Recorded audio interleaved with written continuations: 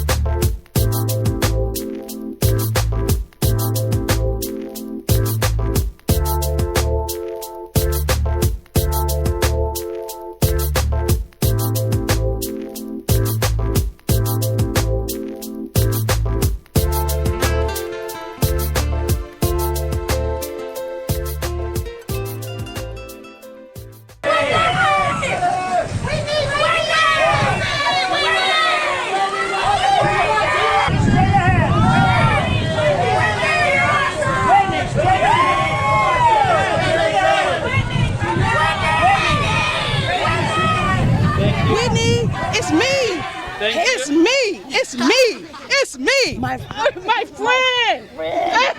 I've been so fortunate and privileged to get to see Whitney Houston from time to time throughout the years. Whitney Houston's legacy to me is more than just about the music, more than just about her being a global icon. Whitney Houston was a wonderful person, and she made you feel loved anytime you were in her presence. And to me, every time I think about her, it's not just how a song made me feel, it's about how she made me feel. Whitney is that, that's like up there, when we just happen to fall somewhere in the stratosphere, like I may not be able to do that high note like Whitney and, do that riff like Kelly.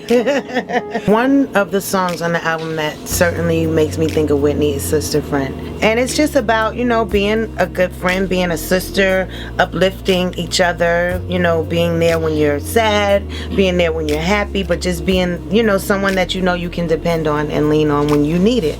And, unexpectedly, that was sort of who Whitney became in my life. That's how she presented herself to me, as a sister friend when I was going through something, and we weren't already established friends, but that meant so much to me, and that's why I had so much love for her. I remember when there was an incident in Georgia where my ex-husband and I were arrested, and when we got home from jail the next day, our nanny told us that the first person to call the house was Whitney, so it was, it was genuine, and we didn't have to talk or see each other all the time, but I know that we had a bond. She could be herself. She could be, the girl from Newark. As her pianist, when Ricky first put us together, we all went to New York, and we were rehearsing. The very first day we got there, she was excited. She knew her new band was in town, and we're like, we're not ready for it. She's like, we're not ready for you yet. I just gotta come. So she came to rehearsal, and she came by, and met us all, gave us big hugs, and just kind of hung around, and she left, I just remember thinking, she's cool, and she was cool. We saw the world in a way that no one else has ever shown it to me. She was rolling financially, and she took care of us, and she took care of everything that we needed. We had the best techs, we had the best hotels. You know, she sent cars to get me from my house to take me to the airport. When I got off the road, there was a car to take me back home. I didn't have to, you know, do any of that kind of stuff, you know what I mean?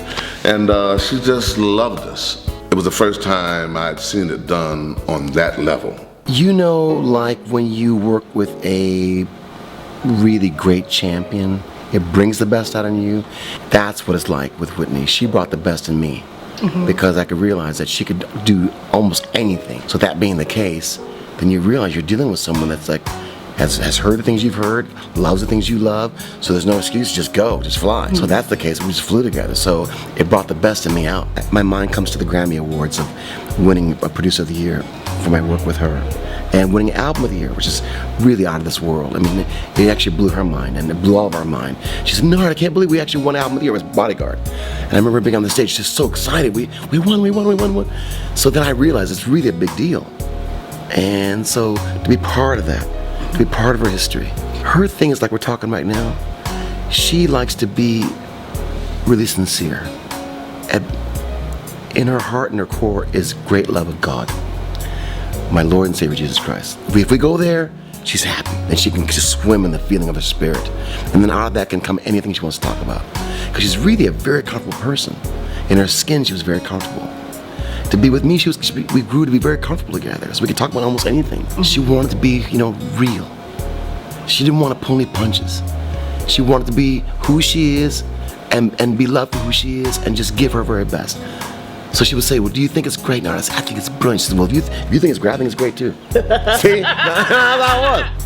And also I gotta add, she was so confident, so supremely confident, that fear was nowhere around. If I even asked her, I said, are you frightened of having a sophomore jinx? Or she said, no. She said, they love me the first time, they love me now. And she has what I call the fifth gear.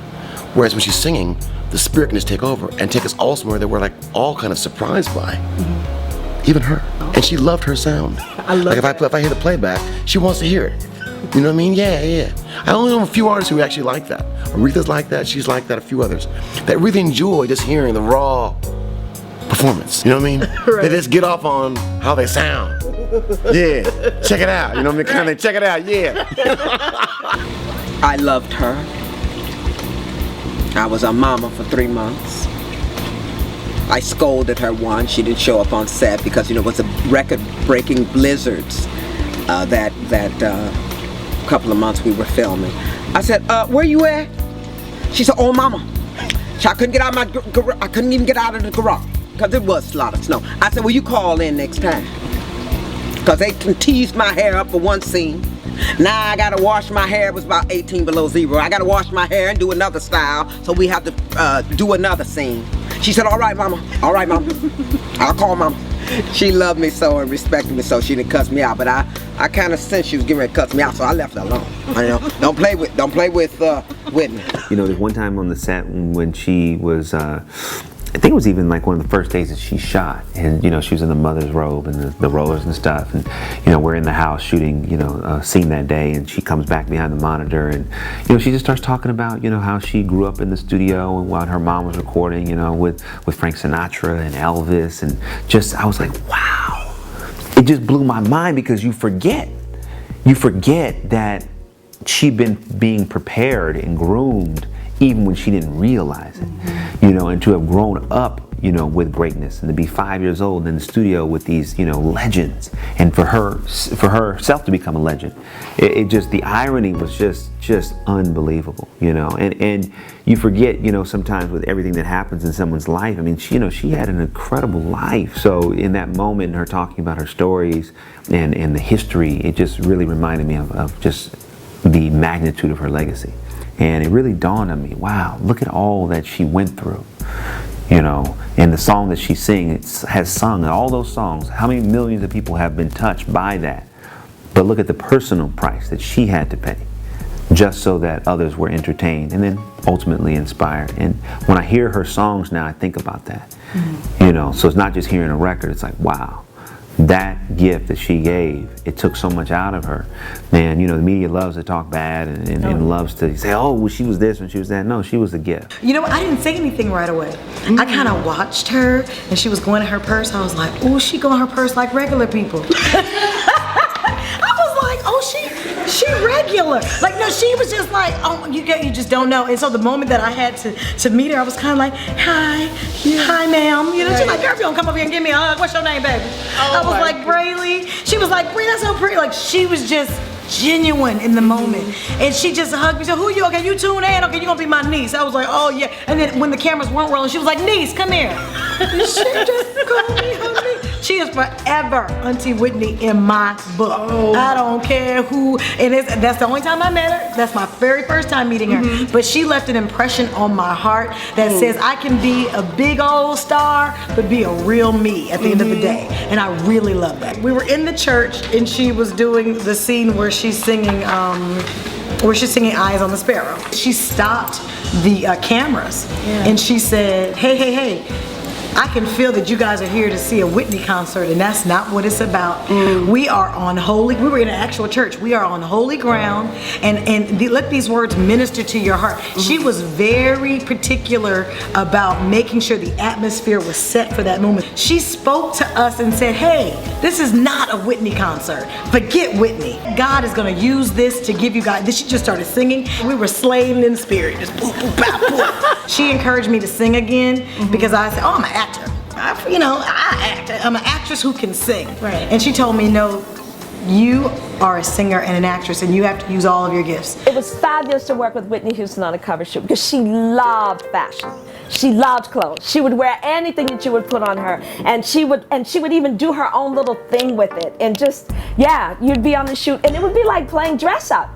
And she was so great in front of the camera. Like she was one of those subjects that didn't need a lot of direction. She knew the power in her eyes. She knew, you know, her body language was so fantastic and sensuous and feline almost, and she really enjoyed it, you know, because also I remember the days before Whitney, you know, was really singing, she was modeling. In fact, as I recall, she was with Wilhelmina Models. Yeah, and then when she said that breakthrough night when she went and sang at that little club, changed the course of history. But yeah, you know, she came out of Newark with the slick back hair, and Wilhelmina thought, she was like, yeah, let's go. She's like, yeah, okay.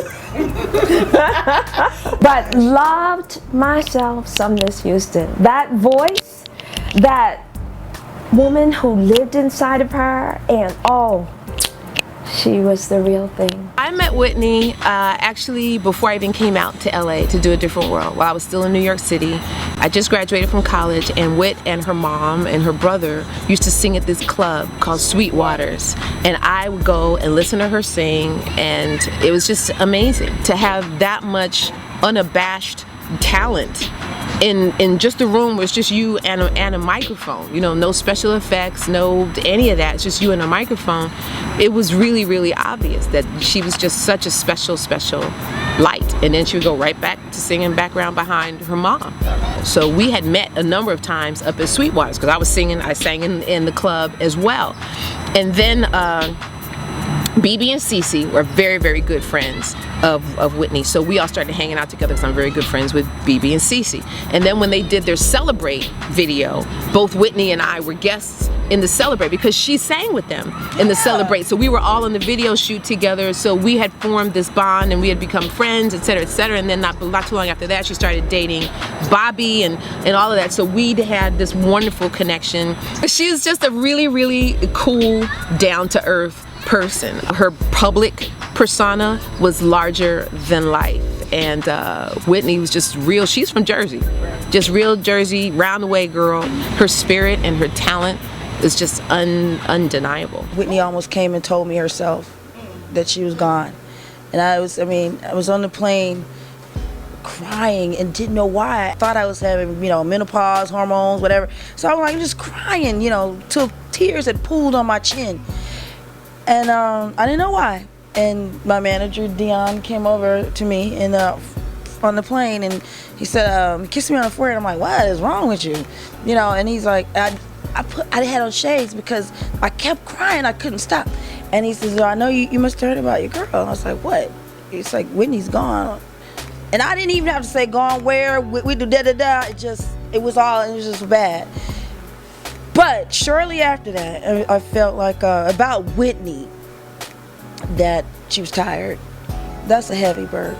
I think about even now, being even 51 years old, if I would even have any success like that, what could I do with that kind of popularity? Who do you, and especially no one has sold that many. There's not a pattern for you to follow. There's no, who do you hang out with that sold as many? Everybody you hang out with, you gotta try to, sort of understand where they're coming from, but who understands where you're coming from? And I believe that was a great issue, and people were not receptive to her being a crossover act, especially black people. And we felt, I ain't gonna say we, because it wasn't me, but they took another stance when she died, but were absolutely part of why she died, because she felt unaccepted by her own people. Why she always wanted to say, I'm from Newark and I'm down, and I always wanted to say I'm a part, I come from this. She appreciated our culture when we didn't appreciate our culture. You know what I'm saying?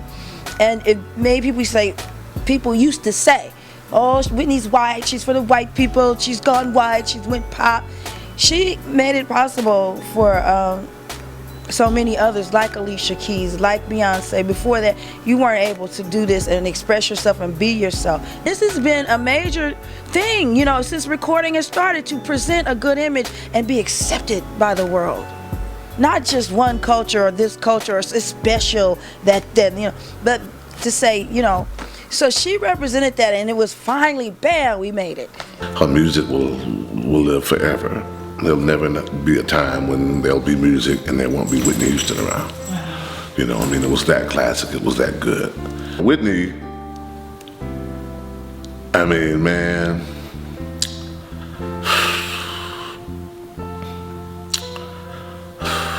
when she was singing, when she was at her best, to sit behind her on stage and just, it was an honor and a pleasure. Nothing like it that woman could sing. People need to know the positive side of her, the behind the scenes side of her. When she passed, so much talk about addiction and dark side, I felt we need to know more about the real side of her, the side of her that we all love around the world. Her music. I'm proud to not only have just known her, but I feel super special that out of her busy life, she really reached out and embraced me. I will remember her as just a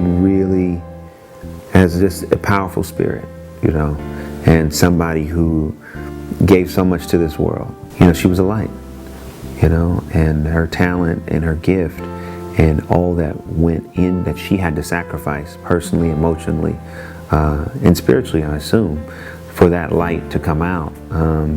I remember her in that way. At Essence, we did a tribute issue to Whitney Houston, and we are going to keep alive the genesis of Whitney Houston, and that, all of the things that she stood for. A lot of people don't know that, she was so much for empowerment, empowering young women, and that each of us would know our gift and wield it to perfection.